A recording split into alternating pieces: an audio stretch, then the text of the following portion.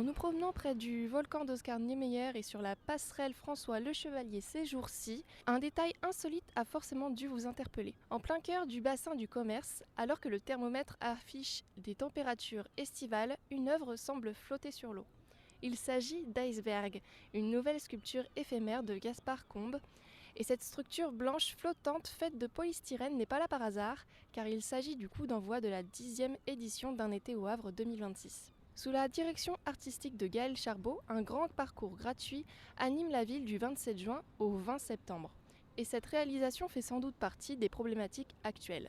L'auteur se nomme Gaspard Combe, diplômé de Beaux-Arts. C'est un artiste franco-suisse né en 1993, bien connu pour ses œuvres qui jouent sur l'ambiguïté entre le vrai et le faux, le naturel et l'artifice. Le polystyrène a été sculpté au fil chaud pour capter la lumière du soleil et imiter à la perfection la texture d'une véritable banquise.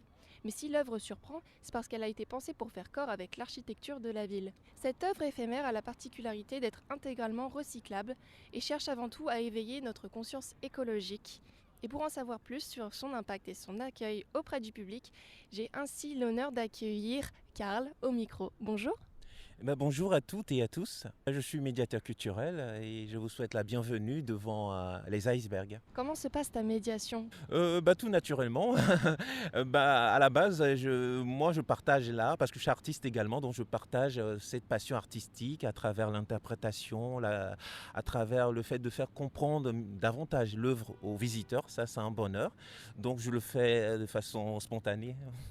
Et donc, toi qui es ici souvent au contact du public, c'est quoi la première impression qu'ils ont en découvrant l'iceberg ? Les avis sont différents. Il y a certains qui apprécient l'œuvre, il y a d'autres qui ne trouvent pas ça pertinent. Ceux qui apprécient, ils trouvent que si c'est bien, ce côté polaire qui s'installe en pleine période estivale au cœur du Havre. Voilà, il y a beaucoup de personnes, beaucoup de visiteurs qui aiment bien cet aspect-là.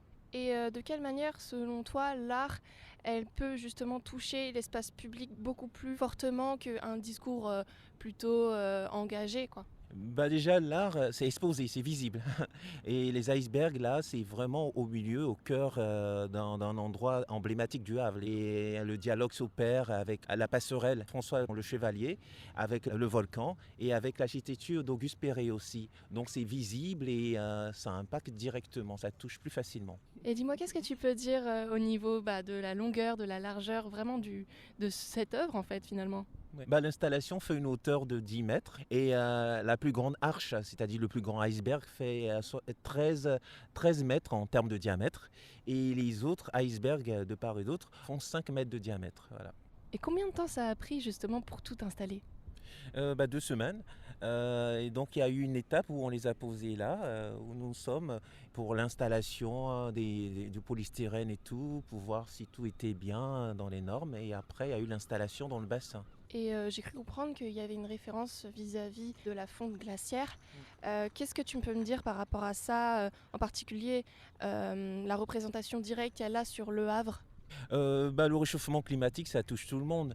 Le fait de présenter l'iceberg, ça écho à la fragilité des glaciers, au réchauffement climatique, comme j'ai dit.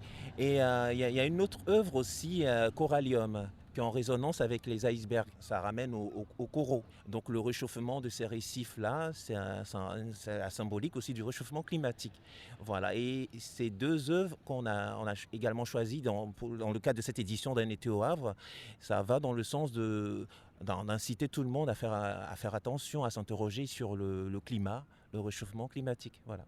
Incroyable. Et tu peux me parler peut-être d'autres œuvres qui sont en lien aussi avec l'écologie sur Un été au Havre ? Est-ce que c'est principalement ça dont on fait référence quand on parle d'Un été au Havre ? Il n'y a que ces deux œuvres, Corallium et Iceberg, qui sont vraiment en lien direct avec l'écologie. Après, c'est clair qu'il y a d'autres œuvres où il y a des matériaux qui sont recyclables. Voilà. L'iceberg, par exemple, comme vous l'avez dit, ils sont 100% recyclables. L'édition d'Un été au Havre s'inscrit dans dans le renouvellement, dans le recyclage, dans la valorisation des objets. Ouais. Justement, en fait, comment se passe le processus du recyclage ? Ça va être déconstruit ? Comment ça va se passer ? Ça va servir à l'isolation. Voilà, totalement à l'isolation. Et ça va être, bien évidemment, l'installation va être démontée, déconstruite, voilà, pour servir à l'isolation, comme j'ai dit. Oui. Et est-ce que tu aurais une info un peu insolite, quelque chose dont on n'aurait pas parlé au sujet justement de cet iceberg? Ah oui, bon, oui, avec Gaspard Combe, on l'a croisé. En fait, on l'a croisé 2 fois, Gaspard Combe. Donc la première fois, il nous a présenté son œuvre. Et la deuxième fois, on l'a passé comme ça en passant, mais tout près de l'iceberg. Donc nous, on parlait de glace sans savoir qu'on allait tomber sur lui comme ça. On avait envie de manger des glaces, voilà. Ça tombe bien. Voilà, ça tombait bien. Voilà, donc là, on a discuté avec lui et en s'amusant, on a évoqué aussi qu'on parlait de glace. Voilà, c'est quelqu'un de très cool et voilà, c'était bien. Donc ça c'est une petite anecdote personnelle avec l'artiste en lien avec la glace, parce que l'iceberg, c'est la glace. Cette installation monumentale, c'est un glacier polaire qui s'est déplacé jusqu'au Havre. On n'a pas besoin d'aller au pôle Nord. Exactement, exactement, voilà. Et j'aime bien ce contraste, voilà, polaire, période estivale, au cœur de la Normandie, voilà. Et il y a aussi un autre contraste intéressant avec le volcan, parce qu'il dialogue, comme je vous ai dit, avec le volcan. Et il y a cet aspect feu-glace, qui est très bon en termes narratifs. Voilà. Autre élément important, les icebergs ont été installés il y a un mécanisme qui permet aux icebergs de bouger. Voilà, de faire des sortes d'émi-rotations, voilà, de bouger. Voilà, tout ça aussi, ça permet de voir l'iceberg sous d'autres prismes, sous d'autres aspects aussi. Donc c'est important aussi. Qu'est-ce que ça évoque chez toi, ce mélange entre le feu et la glace? Moi, c'est vraiment l'aspect qui m'a frappé tout de suite dans cette œuvre. Surtout, si vous allez voir sur les brochures d'un été au Havre, on voit le volcan. On le voit en même temps que les icebergs. Donc ça, c'est très fort. C'est un contraste vraiment qui me parle et voilà, ça m'interpelle tout de suite par rapport à mon comportement. Je pense que certains aussi, ça les touche par rapport à notre comportement face au climat pour préserver notre belle planète. Ouais. Ça serait votre dernier mot, préserver la planète? Plutôt dialogue aussi, dialogue, planète c'est important, il y a aussi le dialogue aussi, en termes de dialogue, il y a la symétrie aussi. Le volcan il est très symétrique et très géométrique. Et vous allez voir que l'iceberg a un côté irrégulier. Voilà, c'est un peu comme si c'était façonné par la nature de façon régulière. Donc ça c'est un beau contraste à côté du feu de la glace dont je vous ai parlé. Mais par contre ils se rejoignent tous les deux, le volcan et les icebergs, au niveau de la blancheur. Voilà, ils ont la même blancheur et ils ont une grande épure. Épure, c'est la sobriété, la simplicité, la pureté des lignes. Voilà, ça on constate dans les deux monuments. Donc voilà, ça sera mon mot de fin. Merci beaucoup, Karl, pour ces explications. Je vous en prie. Et donc ce n'est pas le seul élément phare du bassin du commerce cet été. On peut retrouver juste à côté de l'iceberg une file indienne de couleurs qui attire le regard bien sûr. 26 petites voiles qui naviguent gaiement au gré du vent dans le bassin. De loin, on aperçoit l'installation Optimiste, signée par la jeune artiste havraise Lorraine Dingoyan, née en 1999 et formée ici même à l'École supérieure d'art et design du Havre. Donc elle a choisi de détourner le plus petit voilier du monde, qu'on nomme Optimiste. Utilisé comme un premier bateau d'apprentissage auprès des publics les plus jeunes, chaque voile colorée correspond à une lettre de l'alphabet, créant une poésie vivante et mouvante au fil de l'eau. Pour nous aider à décrypter un petit peu cet alphabet marin et tout le projet tout autour, je rejoins à présent notre deuxième invité. Bonjour. Bonjour, je m'appelle David et je suis aussi médiateur culturel pour Sénaction. Et je suis ici pour donner des informations par rapport à l'œuvre des Optimistes qui se trouve sur le bassin du commerce. Donc, comme il a été dit, ce sont 26 voiles qui représentent les lettres de l'alphabet dans le code maritime. Et c'est ce qui permettait de communiquer entre les bateaux avant l'invention de la radio. Incroyable. À côté, j'ai cru comprendre qu'il y avait du coup la sculpture donc de l'iceberg.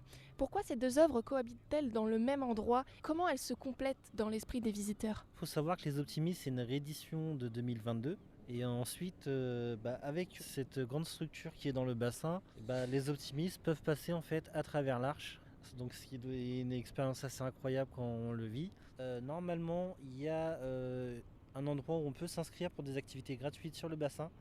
Donc pour faire de la voile, du canoë-kayak et du pédalo. Donc il me semble que c'est tous les mercredis et c'est activités gratuites sur inscription. Pour tous les publics? Pour tous les publics. Fantastique. Et qui fait naviguer du coup les optimistes tout le long de l'été? Est-ce que vous collaborez avec des clubs de voile ou des équipes du Havre? Justement, il y a le centre nautique qui utilise les voiles à chaque fois qu'ils font des sessions sur le bassin. Donc c'est principalement public jeune, adolescents qui sont inscrits au club nautique, qui se baladent Sur le bassin, ça fait une danse de voile multicolore. C'est assez joli à regarder quand plusieurs bateaux sont sur le bassin. Et vous avez eu du coup l'occasion d'aller sous l'arche avec les petits bateaux? Alors ça fait très longtemps que j'ai fait de l'optimiste et, et j'étais pas très doué moi. Je suis tombé plusieurs fois à l'eau, donc non, je n'ai pas eu l'occasion d'aller sous l'arche personnellement. Est-ce que quand les bateaux sont ensemble regroupés, ça forme aussi des phrases, par exemple? Alors malheureusement non, quand les bateaux sont attachés au centre du bassin, les voiles sont enlevées et sont rangées. Les voiles ne sont installées que quand il y a des activités. Ici, le bateau, il est utilisé comme un support artistique. Comment le public local réagit-il avec ce détournement de cet outil sportif finalement? Le public apprécie parce que ça égaye le bassin. On espère que beaucoup de personnes vont venir profiter du bassin du commerce cet été. Normalement, les voiles sont souvent de la même couleur et assez ternes. Et là, la multitude de couleurs et de motifs sur les voiles, ça fait vraiment magnifique à voir. Où est-ce qu'on peut retrouver toutes les petites infos? Soit au centre nautique, soit à l'office du tourisme, ils doivent avoir aussi beaucoup d'informations. Et après, on n'est pas impossible qu'il y ait des nouveaux projets dans le bassin plus tard. Et Karl qui est avec moi aussi, qu'en penses-tu? Les optimistes, en fonction de la disposition, en fait, chaque disposition a son charme, que les optimistes soient alignés en ligne. Il y a un certain charme aussi de voir ces étendards comme ça en ligne, que ce soit aussi dispersé de part et d'autre. Voilà, il y a aussi un côté impressionnant, un côté intéressant, voilà. Et dis-moi, tu voulais rajouter quelque chose d'autre aussi? Oui, depuis 2019, Un été au Havre a un partenariat avec l'ESADAR, l'école d'art du Havre et de Rouen, pour permettre justement à des étudiants de proposer leurs œuvres chaque année. Donc il y a entre 1 et 2 étudiants qui sont choisis à chaque fois pour Un été au Havre. Est-ce que vous savez quels sont les projets futurs d'un été au Havre, peut-être pour les prochaines éditions? Est-ce que vous pouvez nous détailler un petit peu ce qui pourrait se passer? Alors non, parce que c'est très secret les projets. Nous, on est informés généralement qu'un mois avant le début d'un été au Havre. Même pour les œuvres qui deviennent pérennes, on n'est pas forcément mis au courant avant la fin. Après, on peut avoir nos idées selon le temps d'installation ou si ça va être difficile à renlever, comme par exemple sur le Mossif où il y a des dates jusqu'à plus de 2100. Donc là, on peut supposer qu'elle est appelée à rester celle-là, mais sinon, non, on n'est jamais prévenu en avance. Peut-être évoquer le fait qu'il y a des œuvres qui sont sélectionnées parmi les élèves de l'ESADAR. Voilà, donc on sait qu'il y aura la provenance d'œuvres de cette école, mais par contre on ne connaît pas les œuvres en elles-mêmes d'avance. En tout cas, je vous remercie beaucoup. Ainsi s'achève notre immersion auprès de ces œuvres. Et je vous remercie chaleureusement pour ces explications. Cet été au Havre, l'art ne se contente pas de décorer l'espace public, il éveille, il anime et il nous invite à nous questionner sur l'avenir. On constate que ce changement global de notre environnement et la réappropriation de notre patrimoine havrais commence à notre échelle. N'hésitez pas à vous rendre sur place au bassin du commerce jusqu'au 20 septembre pour vous faire votre propre avis. Très bonne écoute et bel été à tous.